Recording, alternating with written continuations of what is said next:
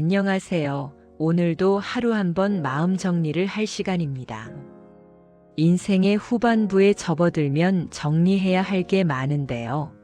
그것이 비단 마음 정리뿐만 아니라 우리는 현실적으로 재산 정리도 조금씩 해야 합니다. 오늘은 시니어 재산 정리에 대하여 이야기해 보겠습니다.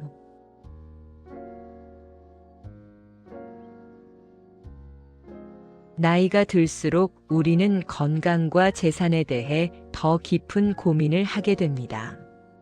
젊을 때는 아직 괜찮다며 미뤘던 일들이 어느 순간 갑작스러운 상황 앞에서 큰 문제로 다가오곤 합니다.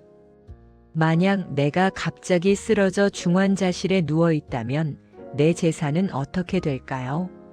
미리 정리해두지 않았다면 자식은 그 재산을 건드릴 수 없습니다. 치료비가 급하게 필요해도 법적으로 막혀버리는 경우가 많습니다. 실제로 이런 경우에 형제들 간 분쟁이 있는 경우가 많지요.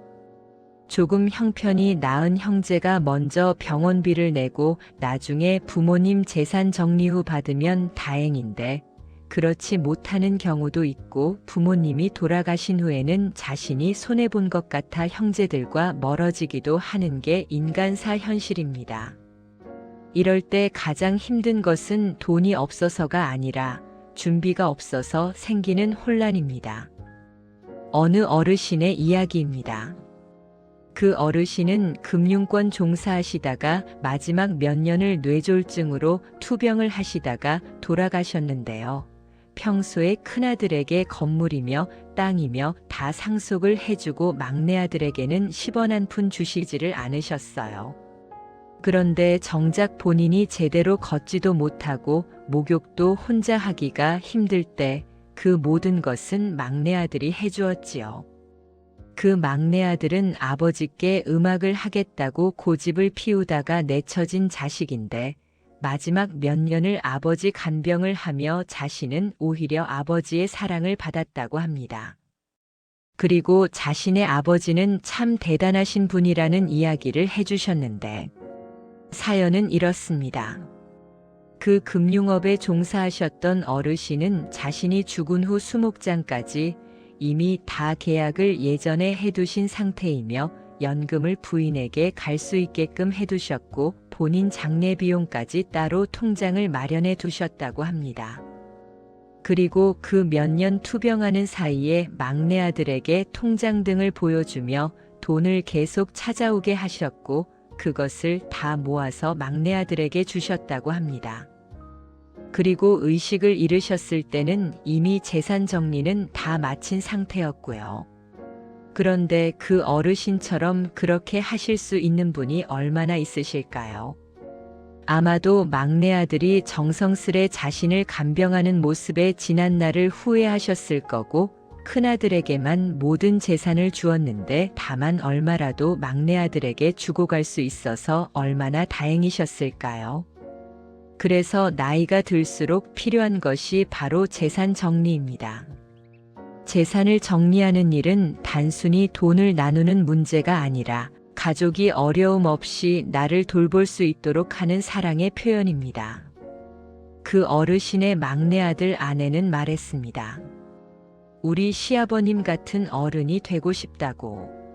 어떻게 자신이 죽고 나서 아무런 분쟁 없이 그리고 서운함이 없이 깨끗하게 정리를 해놓고 가실 수가 있으며 자신이 죽고 나서 수목장으로 처리할 수 있도록 그런 것까지 다 정리를 이미 해둔 상태이며 정말 어른이란 이런 건가. 많은 생각을 했다고 했습니다. 반대로 자신의 아버지는 장례비는커녕 모든 것을 자신에게 맡겨놓고 가셨다고 하셨습니다. 참 많은 생각을 하는 대목이었습니다. 시니어 재산 정리는 그럼 어떻게 하는 게 좋을까요? 그 첫 번째, 현금성 자산 확보입니다. 집이나 땅 같은 큰 재산만 가지고 있으면 갑작스러운 상황에서 쓸 수가 없습니다. 최소 6개월에서 1년치 생활비를 현금이나 예금으로 준비해 두는 것이 필요합니다. 실제로 내가 쓰러지면 자식들은 내 돈을 한 푼도 건들 수가 없어요. 둘째, 보험과 의료 대비입니다.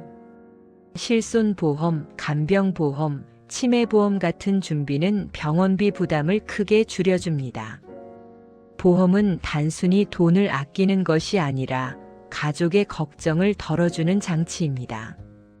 그리고 보험 같은 것도 어느 정도 나이가 들면 자식들에게 나는 이런 보험을 가지고 있다라는 정도는 알려주는 게 좋습니다. 셋째, 상속증여 플랜입니다. 자식에게 미리 조금씩 증여하면 세금 부담을 줄일 수 있고 나중에 갑작스러운 분쟁도 예방할 수 있습니다.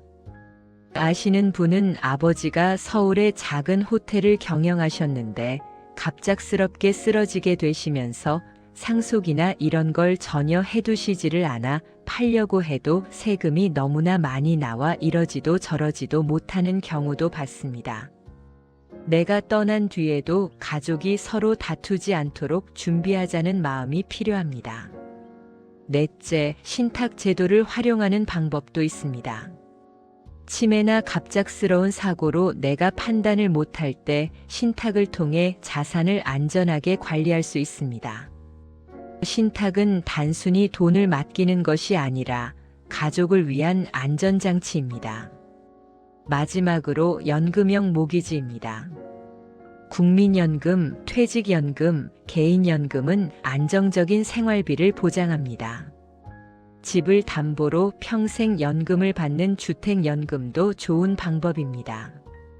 내가 살던 집에서 평생 살면서 생활비도 받는다는 안도감을 줄 수 있습니다. 노후에는 자식들에게 손 안 벌리고 살 수만 있어도 괜찮은 인생이라고 할 수 있겠습니다. 자식들도 살기 어려운데 부모가 늙어서 계속해서 자식들에게 돌봄이나 경제적인 것을 의지를 해야 한다면 자식들도 그리고 나 자신도 불행할 수밖에 없습니다. 부처님께서는 지혜로운 사람은 먼 미래를 내다보고 오늘을 준비한다고 말씀하셨습니다. 재산을 정리하는 일은 단순히 돈의 문제가 아니라 가족을 위한 사랑의 준비입니다. 오늘의 메시지를 기억해 주세요. 나는 내 삶을 준비할 지혜가 있고 가족을 지켜줄 사랑이 있다. 여러분, 오늘도 평안하고 지혜로운 하루 되시길 바랍니다. 오늘 하루도 마음을 잘 정리하시길 바랍니다. 영상이 도움이 되셨다면 구독과 좋아요 부탁드립니다. 작은 마음 정리가 큰 행복을 만듭니다. 매일 함께하고 싶다면 구독 눌러주세요.